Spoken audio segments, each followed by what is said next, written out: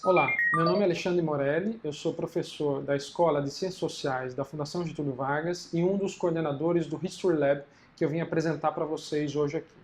O History Lab é uma plataforma que busca oferecer acesso a grandes quantidades de documentos históricos para a pesquisa dos historiadores, mas também novas ferramentas de trabalho com essas grandes quantidades de informação.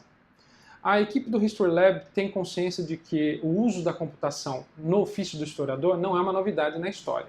Pelo menos desde meados do século XX, com a história serial ou a história quantitativa, se usam métodos computacionais para processar grandes quantidades de informação, de dados e metadados. A nossa ideia, entretanto, não é trabalhar com dados e nem com sistemas de busca por palavras ou combinação de palavras.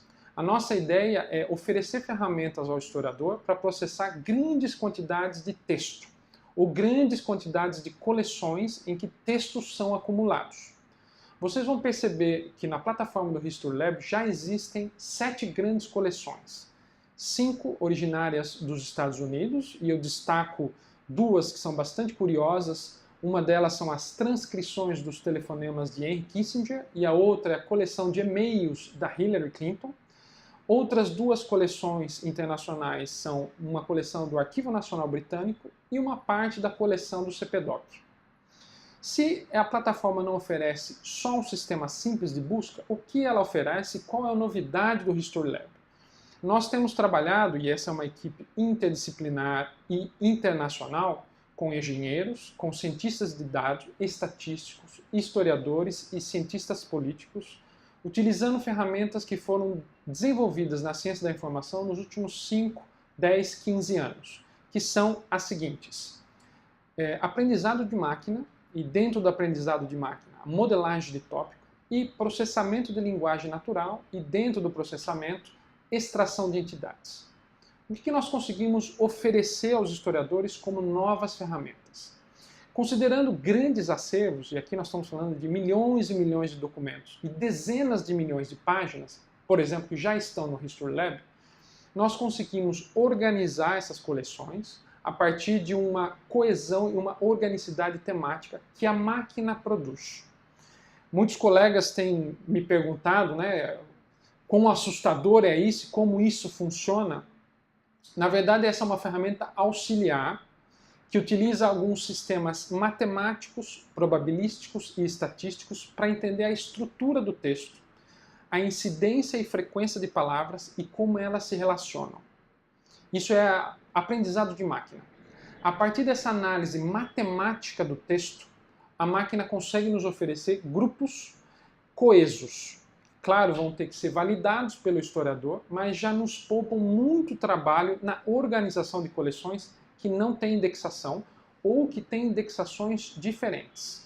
Essa já é uma grande vantagem, vocês podem conhecer mais no nosso site. A outra experiência é a extração de entidades, que não usa métodos matemáticos, mas usa semântica e sintática. Ou seja, a máquina vai olhar para o documento e identificar, lendo os documentos, que tipo de palavras são aquelas. Só para dar um exemplo para vocês, nós conseguimos criar extração de entidades para pessoas e lugares. O que isso significa?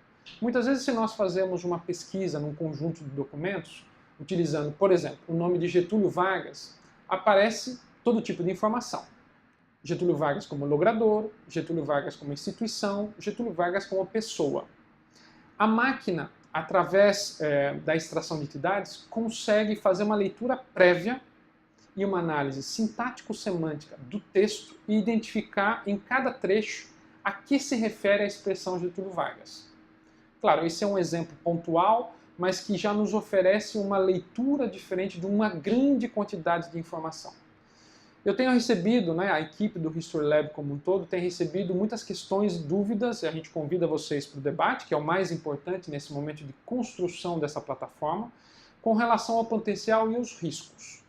Nós não trabalhamos com a hipótese da máquina substituir o trabalho do historiador, mas ajudar o historiador, sobretudo hoje, que nós estamos numa realidade de pesquisa em que há muito mais acesso à informação. Veja o impacto da hemeroteca digital da Biblioteca Nacional nas pesquisas Brasil afora e até fora do Brasil.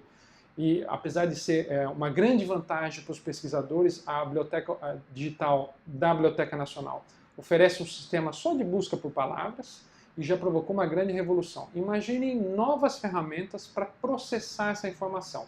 É isso um pouco que nós estamos trabalhando dentro do History Lab, na intenção de facilitar o trabalho do historiador, pensando ele no longo prazo, ao longo do século XXI, um século que vai ser de profusão da informação e de fácil acesso à informação. Mais uma vez eu agradeço o Café História pelo convite. Eu sei que foi um vídeo curto e que a complexidade é grande, mas eu convido vocês a visitar o site e a participar do debate conosco e, claro, fico à disposição para a gente continuar essa conversa em outro momento. Muito obrigado.